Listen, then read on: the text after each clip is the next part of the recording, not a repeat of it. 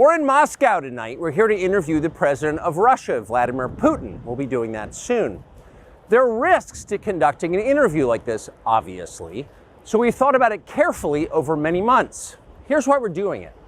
First, because it's our job. We're in journalism. Our duty is to inform people. 2 years into a war that's reshaping the entire world, most Americans are not informed. They have no real idea what's happening in this region, here in Russia or 600 miles away in Ukraine. But they should know. They're paying for much of it in ways they might not fully yet perceive. The war in Ukraine is a human disaster. It's left hundreds of thousands of people dead, an entire generation of young Ukrainians, and it's depopulated the largest country in Europe. But the long-term effects are even more profound. This war has utterly reshaped the global military and trade alliances, and the sanctions that followed have as well. And in total, they have upended the world economy. The post-World War II economic order, the system that guaranteed prosperity in the West for more than 80 years, is coming apart very fast, and along with it, the dominance of the US dollar. These are not small changes. They are history-altering developments. They will define the lives of our grandchildren. Most of the world understands this perfectly well. They can see it. Ask anyone in Asia or the Middle East what the future looks like. And yet the populations of the English-speaking countries seem mostly unaware. They think that as nothing has really changed. And they think that because no one has told them the truth. Their media outlets are corrupt. They lie to their readers and viewers. And they do that mostly by omission. For example, since the day the war in Ukraine began, American media outlets have spoken to scores of people from Ukraine, and they have done scores of interviews with Ukrainian President Zelensky.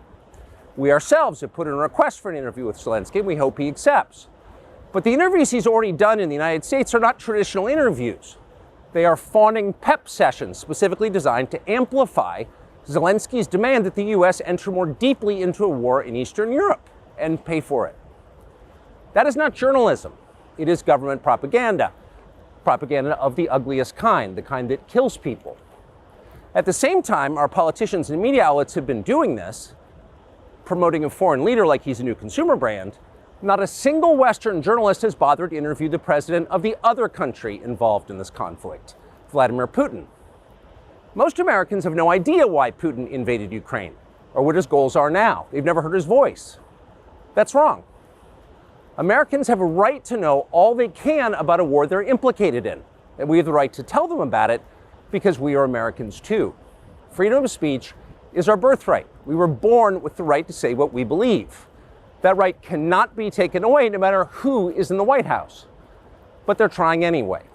Almost 3 years ago, the Biden administration illegally spied on our text messages and then leaked the contents to their servants in the news media. They did this in order to stop a Putin interview that we were planning. Last month, we're pretty certain they did exactly the same thing once again. But this time, we came to Moscow anyway. We are not here because we love Vladimir Putin. We are here because we love the United States, and we want it to remain prosperous and free. We paid for this trip ourselves. We took no money from any government or group, nor are we charging people to see the interview. It is not behind a paywall. Anyone can watch the entire thing, shot live to tape and unedited, on our website, tuckercarlson.com. Elon Musk, to his great credit, has promised not to suppress or block this interview once we post it on his platform, X, and we're grateful for that. Western governments, by contrast, will certainly do their best to censor this video on other less principled platforms because that's what they do. They are afraid of information they can't control. But you have no reason to be afraid of it. We are not encouraging you to agree with what Putin may say in this interview, but we are urging you to watch it. You should know as much as you can. And then, like a free citizen and not a slave, you can decide for yourself. Thanks.